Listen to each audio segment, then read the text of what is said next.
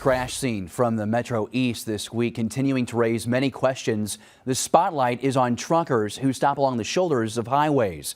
What News 4 Investigates has learned, federal laws limit a lot of this, as well as how long truck and bus drivers can be on the road. And when they hit that limit, they have to pull over. Tonight, News 4 investigator Susan Elkhoury takes a look at the highways and takes a look at how much is happening in the bi-state. Trucks, one after another, line Metro East highways. Inside, drivers are sleeping, making what's supposed to be a safety stop another hazard. I see it every day.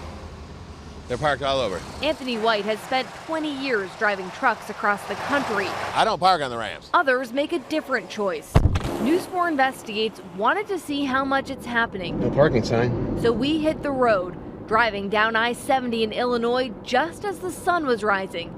It only took a few minutes to spot trucks parked along on and off ramps. 4 here. In about an hour on the road, we saw more than 20 trucks breaking the rules. Even when signs say what you can't do, some aren't listening.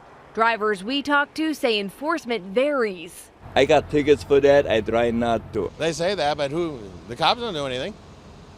I mean, go to any one of the truck stops. You'll see them parked all over the ramps.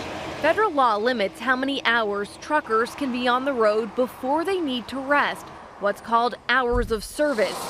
As of 2017, trucks are required to have electronic monitoring sent directly to the Department of Transportation, or DOT, meaning if they don't stop, the feds will know. So I'm in violation. If DOT wants, they can write me a ticket. Early Wednesday morning at the westbound Silver Lake rest stop off I-70 in Madison County, a Greyhound bus crashed into 3 semis stopped along the shoulder, injuring 14 people.